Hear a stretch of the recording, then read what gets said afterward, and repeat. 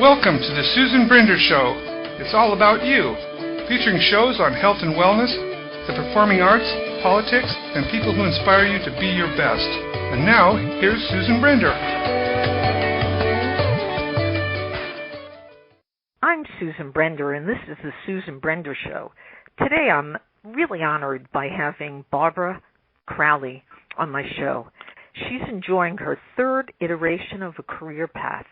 During the 1970s, she was a flight attendant for Brender International, earned an undergraduate and master's degree. While raising her children, she became vice president of sales and marketing for a staffing agency, and she's currently a psychotherapist. I want to welcome Barbara to my show. Hi, Susan. You know, Barbara, you found a social networking website exclusive for baby boomers. Why'd you do that? Well, back in 2007, my oldest daughter was home visiting and showed me Facebook, and I was fascinated. Back then, it was all kids on Facebook, and I thought, this is fantastic. This would be wonderful for my generation, but I don't want to be in with these kids. There should be something for baby boomers, not just Facebook. So I found a programmer, and we put together a website and made it exclusively just sort of a gated community for baby boomers only, and encouraged them to share. They can still get on Facebook and show pictures of grandkids, but on our website it's for mingling, remingling with old friends, making new friends, and sharing more of our age-appropriate interests. You know, there was a time where people really faced each other, just, looking in their face and talking to them. And today, things have changed just radically by having people talk on the computer. I mean, they're not really talking. They're doing something that is not really like it used to be. So how do you feel? Do you think that that's a positive thing or a negative thing? Well, my first reaction would be like, that's a negative thing. But I do a lot of reading and research about aging. I'm a member also of the American Society on Aging. And it is the way it's headed, Susan. It's the Internet will help older adults as we become more socially isolated. As the way life goes, our friends will pass on, our family members move, the kids have their own lives, and older adults tend to become more socially isolated, which is not a good thing for our health and well-being. So in the future, as it is happening now, communicating online with other people is a good thing, and it will promote better social connectedness and less loneliness. And research studies show that increases mood, decreases depression. It enables people to socialize more, make plans to meet face-to-face. So in terms of older adults, my age, I'm 62, so in terms of us, that's the way it's going to go, and it can be a good thing. The jury is still out. There's got to be a lot of studies done on this to see how the baby boomers as sort of lab rats will be in this social network arena. But all indications are that this will be a better fit for us. It'll help us as we age. So I can't speak to what it's going to do to our grandkids. I don't know, because we all grew up talking to each other face to face. But I do know that for older adults, it's going to be a good thing. I feel pretty sure about that. Now, you said that it's going to be a good thing. However, many of the people who I've met who are indeed baby boomers have said that they feel very intimidated by the computer. And, they didn't grow up with it. So it's not an easy thing for them to do. Now, you're saying it's a good thing, and I believe that. But I just want to know, what happens when a baby boomer just finds themselves in a situation which is over their head? Well, my husband, who's also a baby boomer, isn't the most tech-savvy individual, but he's more tech-savvy than his father was, right? So there's a learning curve for sure. There's also a lot of organizations such as SeniorNet, which is mostly on the East Coast, that provides classes for computer literacy. You can go to a local library. Sometimes they have computer classes. There's lifelong learning programs such as Osher. I don't know if you're familiar with Osher. It's a wonderful program, and that's all over the United States. It's a lifelong learning program. Before you give the rest, tell people in my audience what Osher is. What Osher is? So Osher is, you can find them, it's Osher Lifelong Learning Institute, and it was started by Bernard Osher, and it's out of, the base is at University of Maine, and I invite your listeners to Google it because universities across the country have Osher Lifelong Learning Centers, and you can go and, as an older adult, they're only open to, I think 50 plus is how old you have to be to get in. And they have all different types of classes, one of which would be a computer class, how to use your smartphone, things like that. So it's something worth Googling. I'm a big fan of lifelong learning. And so that's, when you ask if you're intimidated about a computer, you've always got your grandkids to show you how to use Twitter, so there's that. And the term is Luddites. I think maybe some of your listeners know that term, where we don't embrace the technology. But I think we're coming along. We're forced to. It's the way the world is going, and what limited knowledge we have, we'll build on that, and we'll be okay. I believe that you're right. Now, you also are the co-founder of an organization called Innovation in Aging, Caregiving, and Technology, or IACT. What is that? So, wow.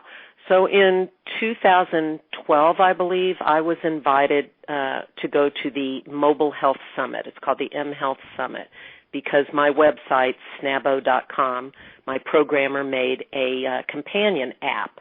And I think they invited me to come up and be an exhibitor because they wanted an older entrepreneur see, we have old people that can do this. So they invited me up there, and I was an exhibitor showing my website, Snabo, and the companion app. And I started this was held in Washington, D.C., and I started meeting everybody was young, and brilliant people from the Silicon Valley, from the East Coast, but I didn't meet anyone from Texas, I'm from Dallas, Texas, or live in Dallas, Texas. And so on the flight back, I was thinking, surely there's got to be innovation in mobile health and things like that in Texas. Maybe I should have a summit in Texas. So I found a couple of friends that are also in the aging space. I'm using my quote fingers here, the aging industry, aging space, and asked them if they would like to get together and co-found this group. And we did, and we've been going now for a little over 2.5 years, I think. And we search for what is cutting edge in the caregiving and aging and technology, all related to technology, or just what's the cutting edge research that's going on in the Dallas-Fort Worth area and in Texas. And our hope is that sometime at the end of next year we'll have a statewide summit showcasing all that is being done research-wise and company-wide here to further the advancement of making aging and caregiving easier and more advanced, I guess, for lack of a better word. Barbara, one of the things that I always think about is whether or not we should be homogeneous, those baby boomers I'm referring to, because isn't it better for someone who's older to have a diverse group of friends? Yes.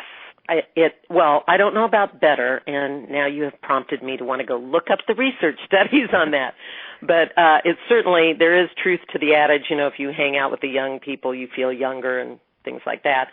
But, and I think it's a blend. I think which would, again, back to the lifelong learning, a lot of the classes are taught by you, and you should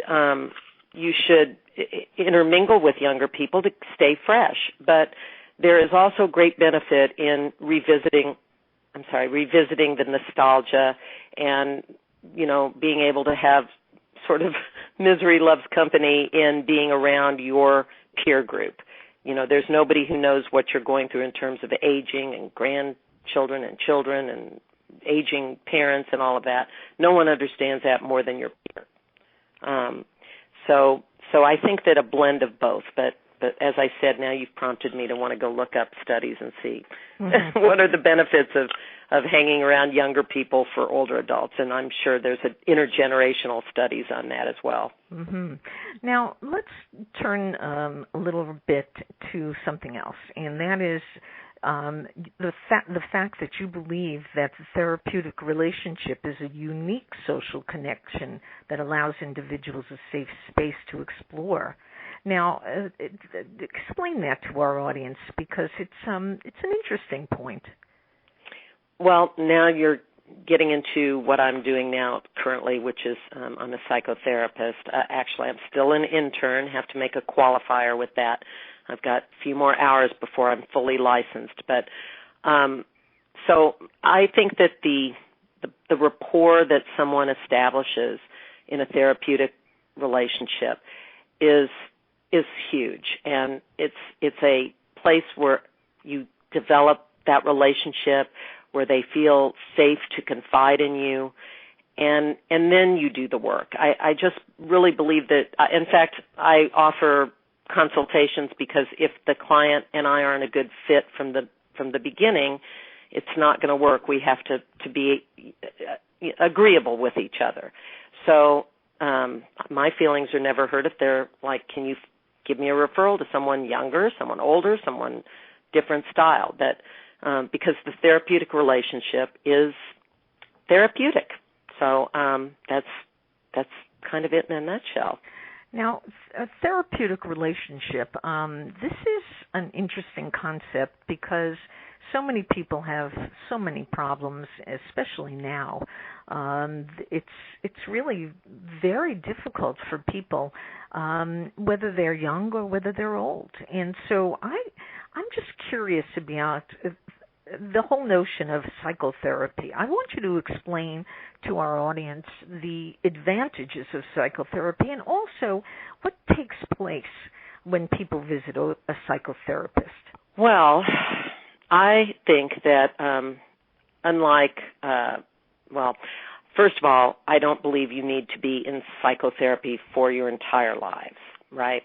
There are, over the course of your lifespan, there are ups and downs when you just might need someone who is not a family member or a friend that is so tired of hearing you complain or your problems that they just want you to just fix it and move on. And so rather than burden your friends with and your family members with your concerns and your problems and your particular life issue, it's helpful to pop in for a few sessions with a therapist who is non-judgmental, who isn't related to you. They don't have they're not going to judge you. They're just going to help you in the immediate.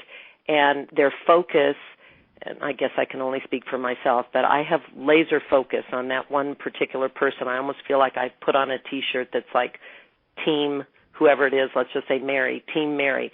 I am Team Mary. I see her, or if it's a gentleman sitting there on the couch, and I see them in terms of let's find the solutions rather than let's listen to your problems. So it's I listen and then we work together to find solutions. I don't think that I really believe in short-term therapy. I don't think you need to belabor it, but there are some people who come in to me now for basically a immunization shot, kind of a checkup once every couple of months, just to check in, let me know where they're at, and kind of dump what their issues are, and then they feel better, and they've left them in my office, and they're able to move on.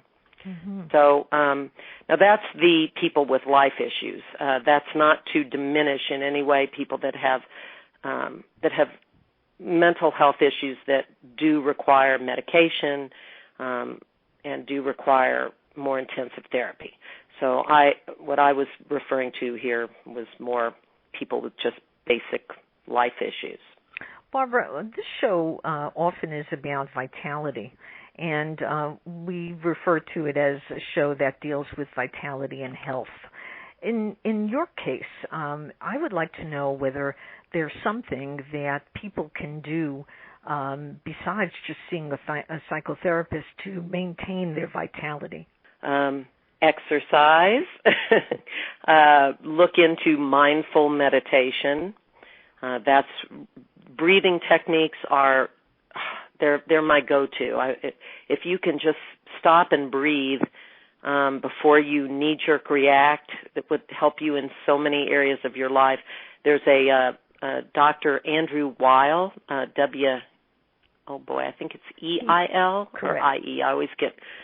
He's wonderful and has some great YouTube videos on breathing technique. He's out at the University of Arizona in Integrative Medicine, I believe is the name of the department.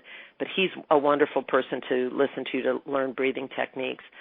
Anything that you can do, surround yourself with people who lift you up rather than bring you down. That seems such simple common sense, but and look for things that spark your interest in moving on with your life, things that you can do to help other people. Research studies are abundant on volunteering. When you're feeling down, volunteering just to give to other people does so much to increase your mood and improve your mood and help others in the meantime. It's the best bang for your buck. But also, one thing when you talk about vitality that I do want to mention, and I have some clients that are my age and that are sort of, their kids have grown, they've got the empty nest going on, and I had one lady say, I just don't know my place in life anymore. I don't know what there is for me to do. I feel like this is sort of the end. I'm on, as you said at the beginning of the show, so I am on my third iteration. Life, this is where you come up from being submerged. This is the time in our life, this third stage in life where the opportunities are endless, and you just have to be brave enough to explore what you wanted to do way back, maybe even when you were in school and you were like, when I grow up, I want to be a marine biologist. Well, get back involved in that. Find something that you loved when you were little that you put on hold and start looking into it now, and you would be surprised where the path leads. But I do have a number that come to me just like they think this is the end and all they're going to do is babysit grandkids. And I'm speaking primarily of women too. It seems to be an issue. So we need to pull up our pants and find what we want and go on. It can be done. I'm a big believer in it. So. I think that's very wise information. Now, you are published in peer-reviewed psychology journals, and you examine psychological hardiness, the empty nest, and the job loss. Barbara, you're also a member of the American Psychological Association and various other organizations. Now, you're a very busy person, even at 62, and not everybody who is in a baby boomer, as you call them, has the strength and the opportunity to really be in a field like this. So I want to know, can you, in your third iteration, as you call it, can you now find yourself a job? Should you be working or stay retired? What do you think about that? Well, I think you should really examine what you want to do. I mean, sit down with yourself, literally out loud, talk to yourself, outline what do I want to do? Do I want to volunteer? That where I want to, because I'm very over-involved. I don't recommend anybody be as involved as I am because it's time-consuming. So if you want to just focus on one, decide, do you want and need an income?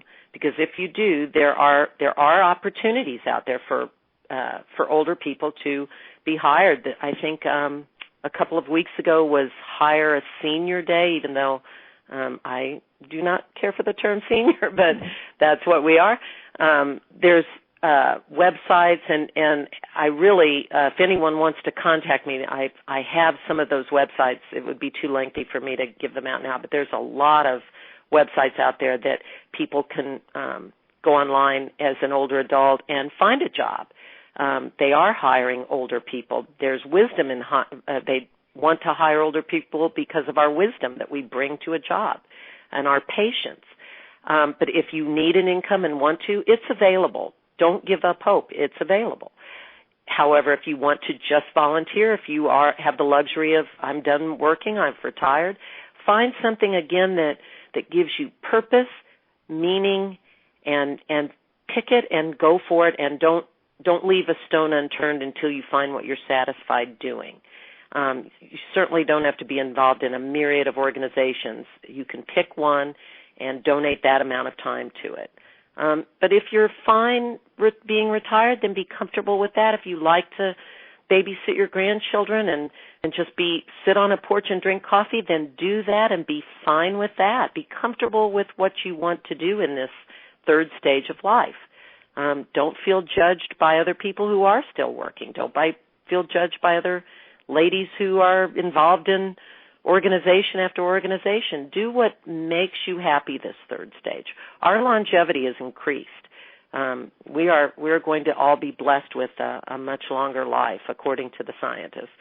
And we should really give this our final push to do the pursuit of happiness that our great country was founded on. We can pursue happiness in whatever sphere. So. I think that's boy. I sound like I should run for president. That's right. I was just going to suggest that. I'm but joking. You know what? Here's what I want you to tell our audience about, and that is about what they wrote about you in the New York Times article about becoming a psychology intern at age 59. Oh, yes. So I do think I am. Well, now I'm 62 and I'm still an intern. So I do think I'm the oldest living, like the last Civil War veteran or something. I think I'm the oldest living intern. Although Robert De Niro has a movie out now called The Intern that I've heard. I think it's Robert. Yeah, Robert De Niro. It's supposed to be very good.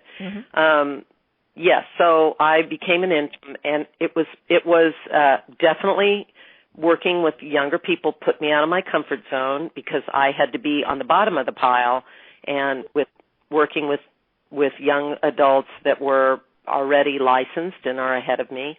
And it does take some amount of humble pie to do that. But it's been mind expanding. I think it keeps you fresh and vital, as your show encourages. That's right. Well, that's a great way to finish our show, but I always like to give my guests the last word. What would you say to our audience? As the last word? Mm-hmm. Well, I was never a Grateful Dead fan, but I have to say I always like their keep on trucking line with the little guy with his thumb up, and that's what we have to do is we have to keep on trucking. So if our audience wants to reach out to you, how do they do that?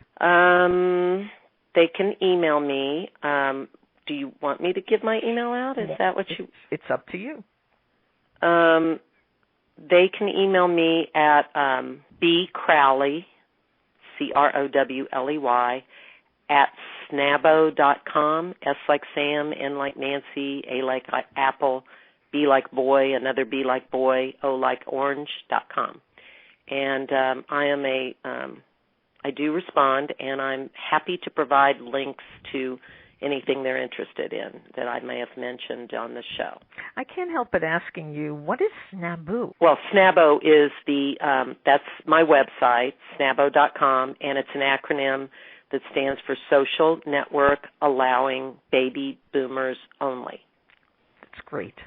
Well, my guest today has been Barbara Crowley, who is a psychotherapist and so much more. If you want to reach out, she's given you the information, and I would like to say thank you for being on my show, Barbara Crowley. Thank you, Susan. My pleasure.